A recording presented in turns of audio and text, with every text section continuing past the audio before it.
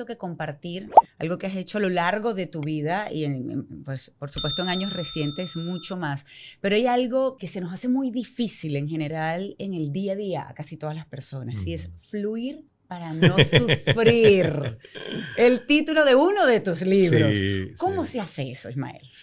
Entendiéndonos como procesos, entendiendo que además la única manera en que nosotros realmente evolucionamos es subir de niveles, María Alejandra. Mira, el primer nivel de un ser humano es ser un esclavo cerebral. ¿Qué quiere decir esto? Que tu cerebro te juega una mala pasada porque tiene un archivo, tiene un condicionamiento temprano de la infancia. El niño hace lo que ve, no lo que le dicen que haga, sino lo que ve y observa de sus adultos y va creándose un modelo de vida. Entonces, ese es nuestro modelo primario y se hizo cuando nosotros no teníamos discernimiento ni conciencia propia, sino que éramos esponjitas. Todo lo grabábamos y lo asumíamos como verdad. Entonces, ese es el primer nivel. Todos alguna vez hemos sentido de que nos gana el programa de lo heredado, de los condicionamientos tempranos de la infancia. Luego, para fluir, tú tienes que decir, no, yo no soy ese programa, pero lo tengo que amar, porque si no lo amo, lo resiento, lo resisto y no fluyo, me estanco, ¿ves? No quiero ser ese programa, ¿cómo fluyo y lo cambio? Segundo nivel, pasamos de grado a ser un emprendedor o emprendedora mental. ¿Qué quiere decir esto? Que ya tú empiezas a reconocer que sí es cierto, tienes un subconsciente ahí, un almacén de archivos que determinan muchas de las decisiones que a un nivel ni siquiera mente analítico tú estás tomando, sino porque es Claro, como es inconsciente. Es inconsciente, te jala el programa anterior. El emprendedor mental dice, ¿cómo nutro mi mente? ¿Cómo creo una actitud mental diferente? ¿Cómo cambio mi personalidad? Porque no es una piedra roseta que está escrita ya hay como un jeroglífico eterno. Y trabajas tu intelecto, que es tu sistema de creencias, tus valores, todo eso es modificable. Pero no te puedes quedar ahí para fluir del todo. Porque si te quedas en el intelecto, quien sigue dominando tu vida es el ego. Desde el mundo de la lógica, la comprensión, lo abstracto. Entonces, el tercer nivel, que lamentablemente no nos enseñan esto en las escuelas y en la educación tradicional, es convertirte en un explorador consciente, que es un explorador de nuestra conciencia. La conciencia mayúscula. No la conciencia de lo ético que está correcto o incorrecto, moral y amoral. No, la conciencia de que yo amorosamente me vigilo y me observo y sé de qué naturaleza son mis pensamientos, cuándo están vibrando bien y cuándo no vibran bien. Es decir, todo pasa por la conciencia. Correcto. Decir, todo, desde el punto uno, desde esa primera etapa. Todo. En que te das cuenta que hay cosas en ti en realidad que no te están permitiendo fluir. Claro. Que no es lo externo nada más lo que influye sobre tu vida y lo que te está haciendo sufrir, sino que comienza por ti. Es que de verdad lo externo, cuando tú elevas tus niveles de conciencia, se convierte en un reflejo o más bien un espejo que proyecta la conciencia que tú estás emanándole al mundo. Entonces, hay un cuadro dentro de mi libro Fluir para no sufrir, en el capítulo 10, que es conciencia y elevación. Yo le digo a las personas que ese cuadro me cambió la vida. Se llama Campos Energéticos de la Conciencia Humana. Es el legado de un psiquiatra ya fallecido, David R. Hawkins, que él con kinesiología o test musculares hizo una graduación de los niveles de conciencia, desde la vergüenza, siendo el más bajo, la culpa, el temor, el anhelo, el odio, el orgullo, y luego hasta el poder personal, que son los más positivos, que empieza con la neutralidad. ¿Ves? Desde Tú y yo tenemos todo. que ser neutrales. Sí. Objetivos. Objetivos. Tengo una mente, pero no soy mi mente. Por lo tanto, todo lo que pase por el espacio de mi mente no identifica el ser que soy. Mi mente puede estar mal hoy y yo seguir siendo una buena persona. Pero 100%. Quien se identifica con su mente está jodido. Porque el día que su mente no esté bien, ya va piensa a estar mal que todo. Exactamente. Claro, su vida entera. Exacto. Y eso es maravilloso. De verdad que les recomiendo ese instrumento. Importantísimo lo que acabas de decir, porque tienes que tener conciencia, de eso. Claro. Que tú no eres tu mente. Puedes tener un día malo. Correcto.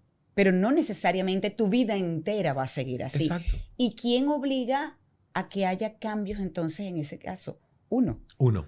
Lo acabas Uno. de comentar, por ejemplo, con tu libro, que tienes este cuadro, que lo Sí. invito, por supuesto, a que lo hagan. Fluir para no sufrir, es el Ajá, título del libro. Es el título del Y libro. está en Uno todo. de los libros, porque tiene Ya varios pronto libros sale que son otro. muy buenos. No, ya Dios pronto mío, sale otro. Este señor de verdad, Ya pronto qué sale maravilla, otro. qué maravilla, porque nos enseña un montón.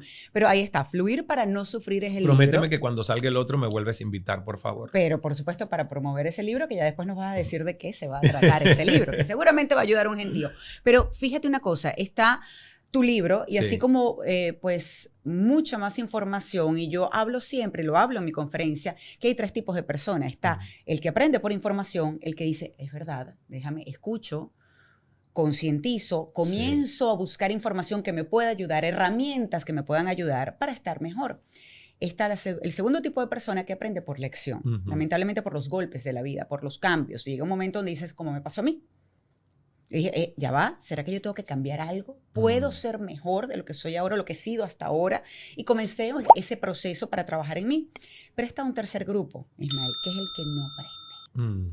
Ni por información, ni por los golpes de la vida que se la pasa. Es que la vida, porque Dios me castiga y me golpe y golpe y de verdad y yo no doy, no puedo seguir adelante. ¿Y por qué a mí? ¿Por qué a mí? ¿Qué hacemos con ese tipo de persona? ¿Cómo esa persona se puede dar cuenta que está en ella cambiar? Yo pienso que a veces uno solo no se puede dar cuenta. Por eso toda persona de éxito tiene un mentor o un coach o ambos a la vez. ¿Ves? Porque todos tenemos puntos ciegos. Puntos que se nos han hecho tan cotidianos que se vuelven invisibles ante el espejo de nuestra conciencia.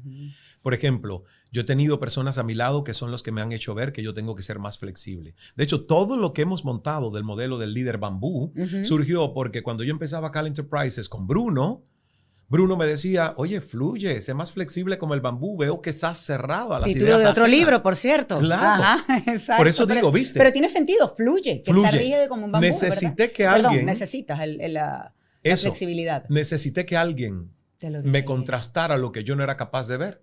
Entonces, a esas personas yo les digo, inviertan en el tema de mentoría y coaching, porque muchas veces uno solito no es capaz de descubrir sus propios atajos, porque ya están tan identificados con quién crees ser tú, que te parecen que son inamovibles y que son partes que ya tú no puedes sacar de tu personalidad. Pero ahí es importantísimo que esa persona a quien le estás diciendo, por ejemplo, como Bruno, cuando te dijo a ti, tú lograste hacer algo que no todo el mundo tiene. Y por cierto, es el título de otro de sus libros, El poder de escuchar. Sí. Porque no hay y por peor ese tema ciego viene el que nuevo que no quiere libro. ver. Ajá, bueno, maravilloso. Pero no, es que es verdad, y por eso está el dicho de que no hay peor ciego que el que no quiere ver. Así es. Porque puede que las personas te digan algo, pero si tú estás cerrado. Sí. Ahora, yo creo que allí entonces entraría perfectamente una frase que es decirle a esta persona, o ni siquiera una frase, es ir un poco más allá y decirle, a ver, sientes que estás estancado, sientes que no fluye tu vida, sientes que la vida te golpea y te golpea. ¿Por qué no lo intentas? Exacto, exacto. Y ahí es donde viene dar ese tipo de mensajes desde el amor. Y tú lo has hecho muy bien, Ismael, a lo largo de tus años, a lo largo, sobre todo más reciente. Has cambiado un montón tu vida desde un principio. ¿En qué momento comienza esa transformación en Ismael? ¿Cuándo te das cuenta? Dices, ya va, yo tengo que comenzar a trabajar en mí. Mira, la verdad que yo tuve que hacerlo por desesperación desde aproximadamente los 14, 15 años.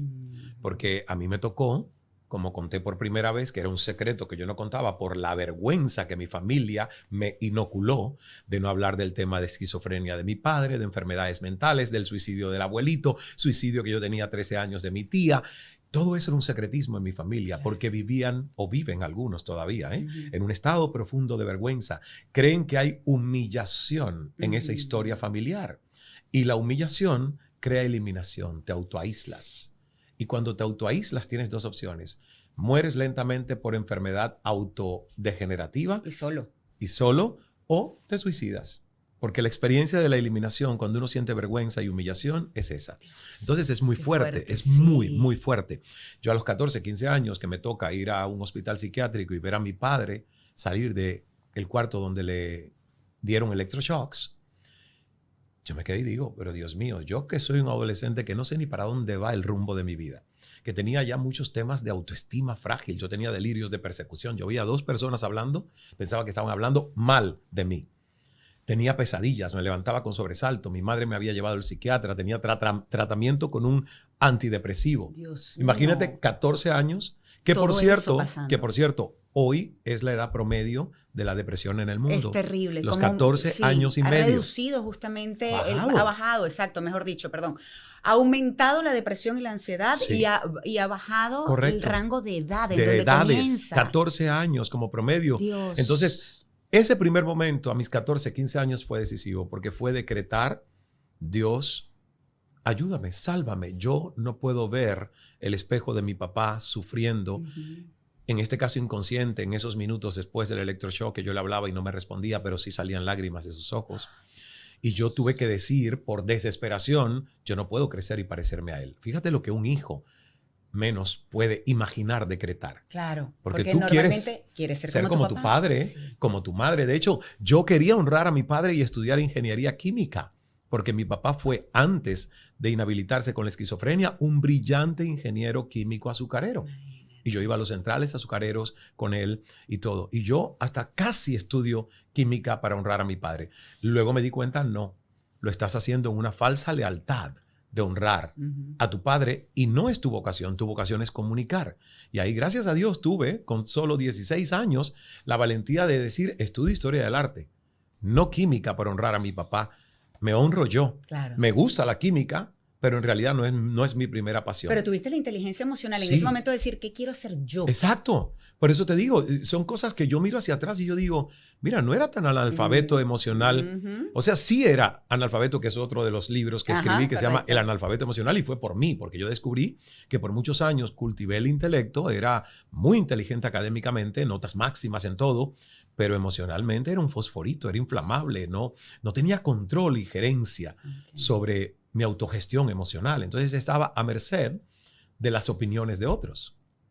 ¿Y cómo controlaste eso? ¿Cómo te diste cuenta que eras un inmaduro a nivel emocional?